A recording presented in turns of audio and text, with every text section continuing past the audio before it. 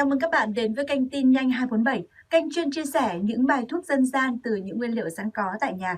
Mình hy vọng là những thông tin trong video sẽ giúp ích cho các bạn trong công việc chăm sóc sức khỏe cho bạn và gia đình bạn.